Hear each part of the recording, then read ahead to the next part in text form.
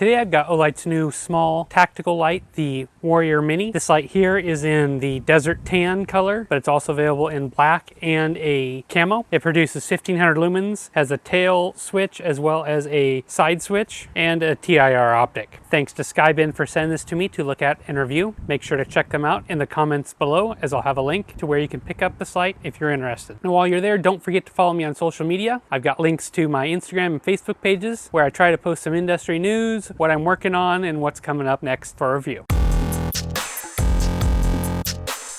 Packaging is no big surprise if you've had an Olight in the last year or so. While high quality, it's a sleeve over plastic tray inside that houses the light and all the accessories. On the rear of the box, you do have details on the light and a runtime chart. Accessories include the light itself, the clip pre-installed, a proprietary 3500 mAh 18650 battery, the MCC2A charging system, an Olight branded lanyard that attaches on the clip itself here, and the manual. No O-rings were sent on this light, but in most scenarios, you're not opening it up to change, so it shouldn't really be a wear item here. The Warrior Mini shares similar construction to a combination of other Olights like the Baton Pro. You can see it's got a similar construction here with the Baton Pro, with the tail cap being one piece with the body, and then the head and clip design all very similar. The button on the rear here though is where there's a difference. This is the same button off the Warrior Turbo or the M2R series of lights. It's that tactical button with the three lugs that stand up a little bit and the button here. It's a quite strong magnet, and in most situations I've had enough to hold it at a horizontal position, but you should always check this before making sure it works on your surface. The button itself here is all metal, and I like that it is a two-stage trigger. As I push it, you can see here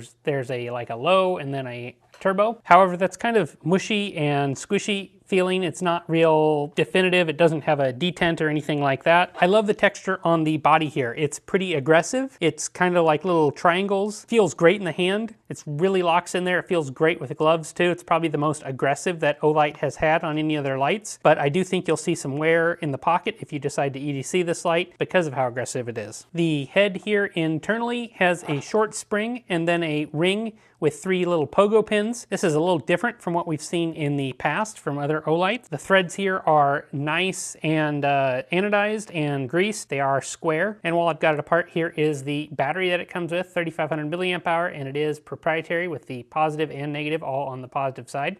And the battery does go in with the positive side facing the head. On the exterior of the head, you've got the button there. This is pretty standard on most Olights. It's got a little LED in the middle there that tells you when it comes on, and then also indicates charging status. Up at the front here is a little bit different. You've got this bezel here. It is plastic and just has very, very slight raised areas. They're not even really crenulations. Light is allowed to leak out, but just barely, and that's hard to show on camera. You've got a TIR optic in there. I really like Olight's TIR optics, but I'm wondering if they maybe changed materials here because these seem to melt in certain scenarios according to the Olight Facebook group, and I'll put a few pictures in here later on that. I measured the overall length of this light at 107 millimeters, maximum diameter at 23 millimeters, minimum diameter is the same. Weight with the battery and the clip is 104.8 grams. For comparison here, I have a Baton Pro. The magnets are fighting these two, so they don't like to hold together very closely, but you can see that the Warrior Mini is just a hair shorter than the Baton Pro, and if I bring in the S2R with all three magnets fighting each other, the S2R2 is just a little bit shorter than the Warrior Mini. So it's kind of a three-tiered lineup here. And the light is IPX8 water rated. As an EDC, I found this carried well. I carried it in front pockets of jeans for a week or so, and I found it to be comfortable. I don't mind Olight's dual direction pocket clip, although it can snag on things like your seatbelt, so just be aware of that. It is captured so it doesn't rotate, and I like that. It makes it easy to also find that button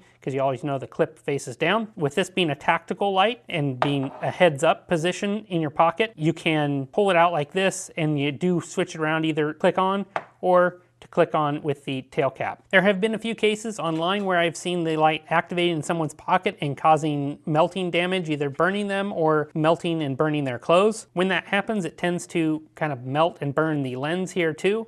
Olight does seem to be covering these under warranty, so if it happens to you, make sure you contact Olight customer support, but make sure that you keep it on electronic lockout for maximum protection. The LED being used in the Warrior Mini is the SST40 in a 6,000 to 7,000 tint range, so it's fairly blue. It's got a little bit of green tinge on the lower modes, but once you apply more power, that fades substantially and you really don't notice on the higher outputs. I have no problems with the SST40 LED, but do wish they offered one in neutral white here. The beam I feel like is nice for a TIR optic, but I wonder if something has changed with the materials, as I mentioned before, as people suggest they melt. You kind of see the beam here. It has a relatively large hot spot and then a decent amount of flood too. In my opinion, the Olight TIR system is probably one of my favorites for a single emitter light, and it just does EDC really well. With the tail switch here, this would also be a good option to one-handed pistol grip of your weapons. If you know this type of grip, the two styles that are most common are the Harris and Chapman. Look those up if you don't. Olight lists the official output modes as 1500 lumens on turbo, stepping down to 500 and then 170. High is 500 and then 170 on step down. Medium is 120, low is 15, and moon is 1 lumen. Here are my night shots for the Olight Warrior Mini, and this is the lowest mode, 1 lumen, and as usual you can't see it on the ground in front of us. But bumping up to the next mode here, 15 lumens, you can see the beam shape pretty well. It is a nice EDC style beam. It's a little bit tighter than what the Baton Pro has, but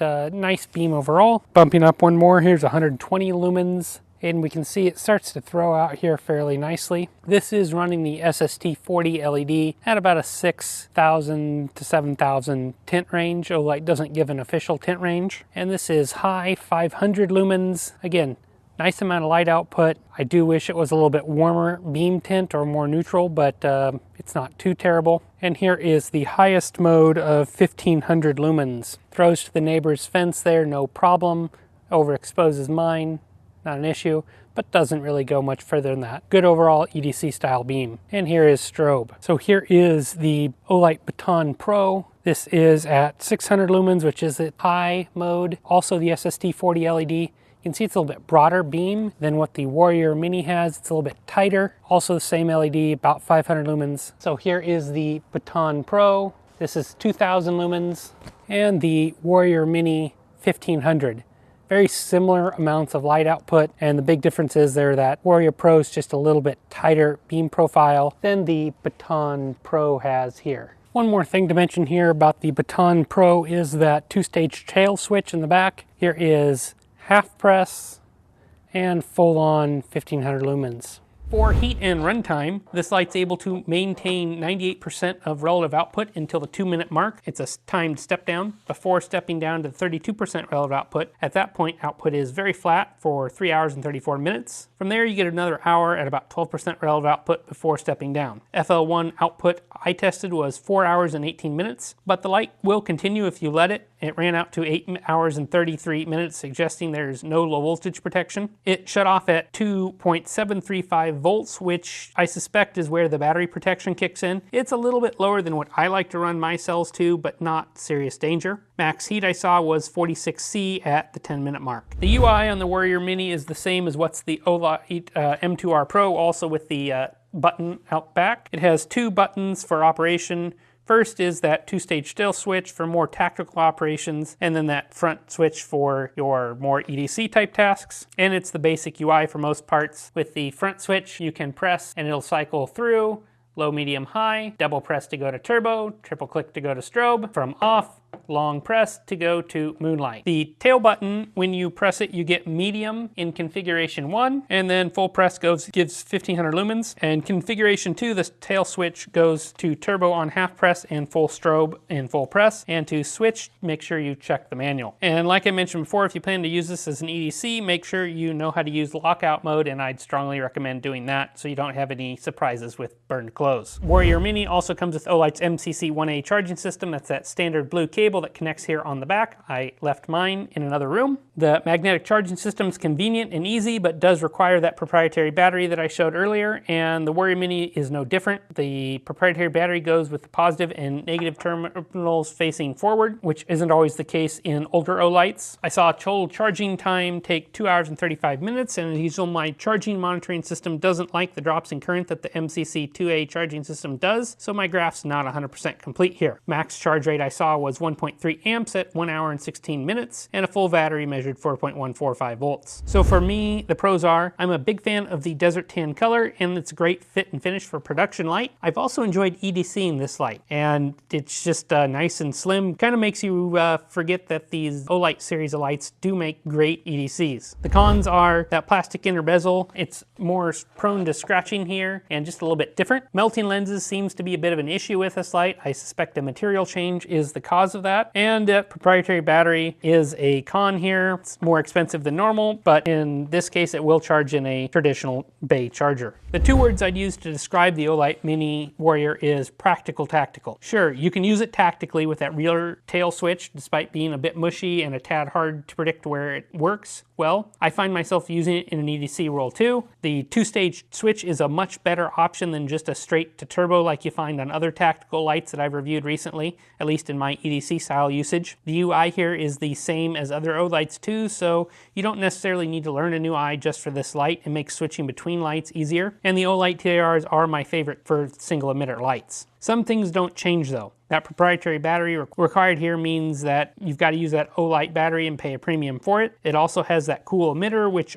is Olight's standard MO, but not my personal favorite. On a tactical light, it might make a little bit more sense, but on an EDC, I'd really prefer neutral white. Overall, the Warrior Mini is probably my favorite recent EDC tactical light, and definitely my most favorite Olight in recent months. And I can recommend it if you're okay with cool white and a proprietary battery. I wonder what special edition colors Olight will come up with next on this light. Leave a comment below with your prediction. As always guys, thanks for watching these videos. Subscribing to the channel and liking this video helps me out more than you know. So if you've enjoyed, please make sure you do those, and I'll catch you on the next review soon. Thanks for watching.